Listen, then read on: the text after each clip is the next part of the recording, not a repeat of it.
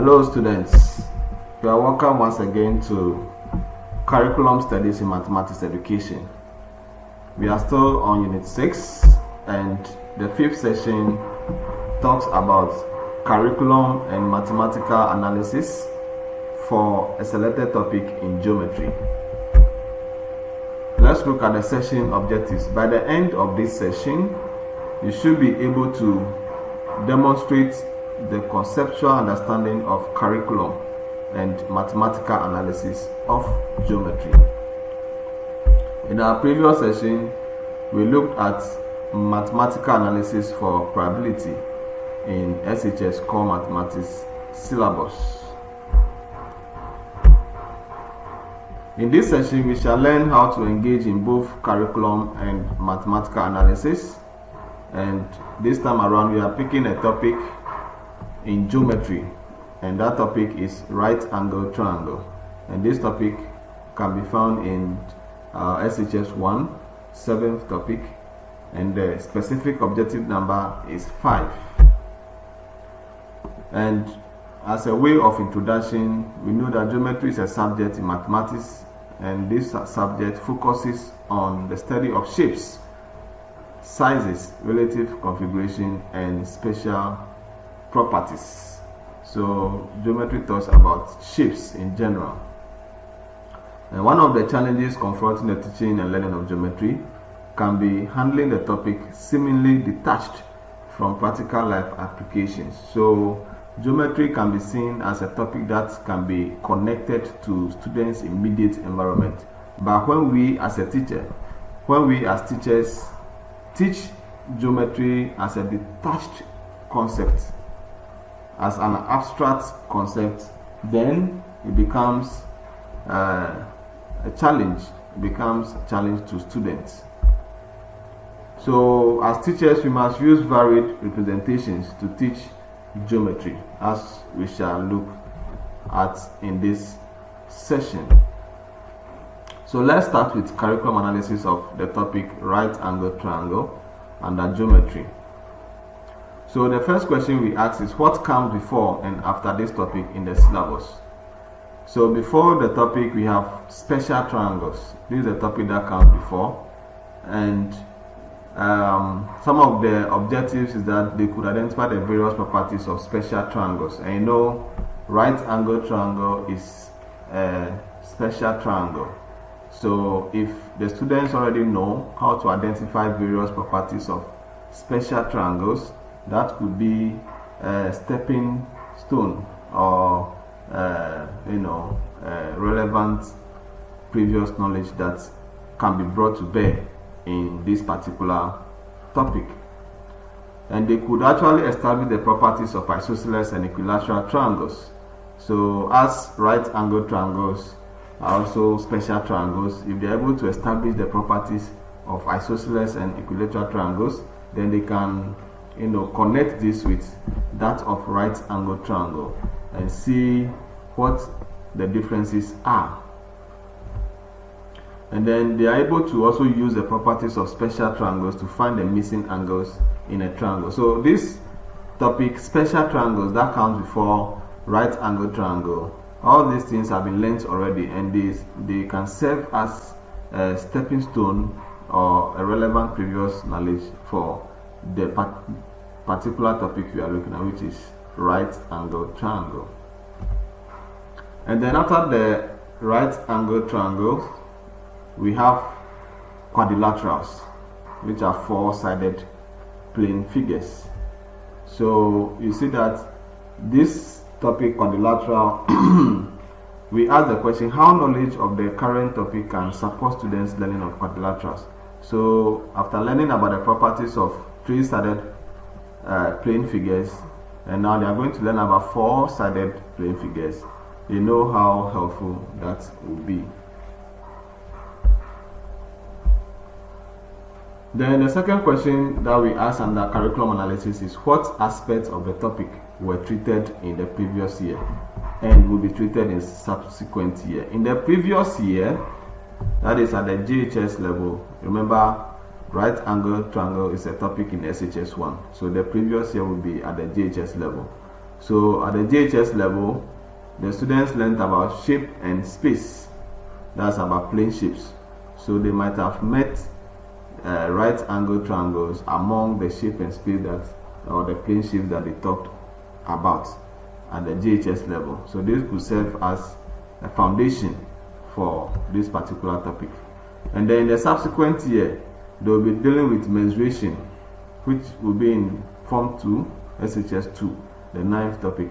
They will also be dealing with Geometry 2, the same Form 2, and Trigonometry, and right angle triangle, which talks about the size of a right angle triangle, hypotenuse, and so on.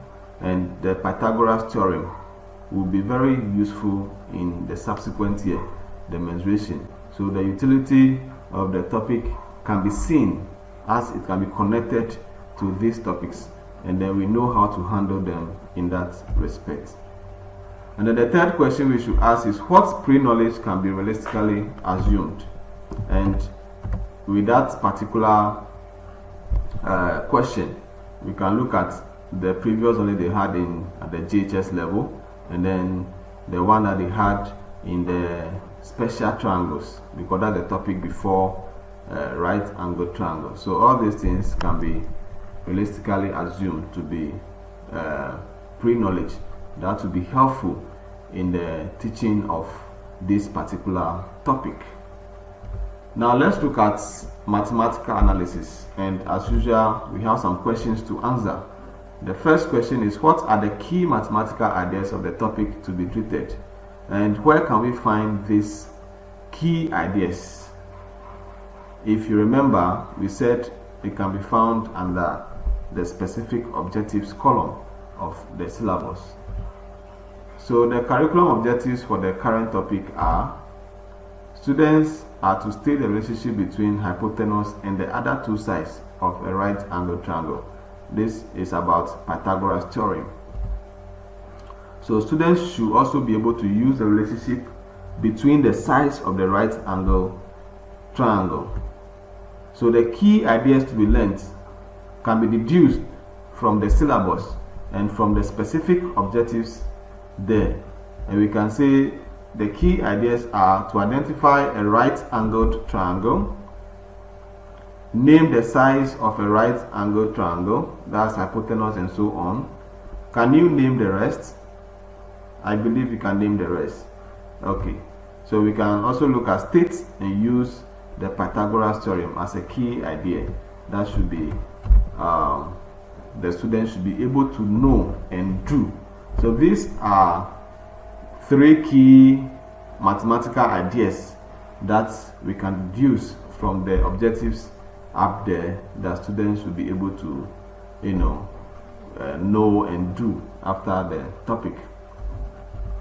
And then we ask the second question, what different representations will you use? And here we can use various forms of representation, and as we said, in teaching geometry you relate the concept to the student's environment. You don't let it seem detached from the student's environment. So as a way of representation, you may draw different kinds of right angle triangles of different sizes, and then let students identify the various sides and look at it, and then they'll be able to conclude that the hypotenuse is the longest side of the triangle, and then explain why such figures are classified as right angle triangles. So that talks about the properties of right angle triangles. Why are they classified as right angled triangle? What are the distinguishing features of right angled triangles? And then we can ask the question of different tags to use, the tags to give to students, and you need to vary the orientation of the right angle triangle. So I'll show you some pictures in the next slide, and you see how you can vary the orientation of the right angle triangles so that students can distinguish between the triangle and other kinds of triangle. The triangle could be drawn with the hypotenuse face down, up to the right or to the left, so the orientation should be different so that students will see. Most students think right angle triangle should have what they call it, straight sides and then should have a particular kind of shape, and I'll show you in the next slide what I'm talking about. Show some few non-examples and counter-examples to strengthen their understanding. So here too you can show the non-examples, as we have said in our previous lesson that they are very important for them to be able to distinguish between the current properties of the shape and other shapes. So look at these examples. So the first diagram, most students think every right angle triangle should look like this. You can see standing on the hypotenuse facing is at the top of it, and then they have the other two sides, and then the 90 degrees is at the left side of the hypotenuse. So most students think that every right angle triangle should look this way, but you can show them several ways. And look at this. So if you show them this, you might look at it and then they're able to distinguish or see what is happening. And the key thing is that one of the interior angles should be 90 degrees. That makes a triangle a right angle triangle. If one of the interior angles is 90 degrees, then so the triangle can come in different forms, as you can see on the screen. We can also show them this. You see now the hypotenuse is facing downwards, and the angle there is 90 degrees, and the hypotenuse always faces the angle, the 90 degrees angle, as you can see in the diagrams. And then we can show them different pictures for them to be able to look at it, and then also show them some non-examples of the shape. And then we also present to them the Pythagoras theorem, and not only with a particular right angle triangle, but with all the different shapes that and forms that the right angle triangles can take. Ladies and gentlemen, we have come to the end of this session, and as usual I'll leave you with these questions. So you may pause the video, look at the questions critically, discuss them, and then if you have any challenge, don't hesitate to contact me.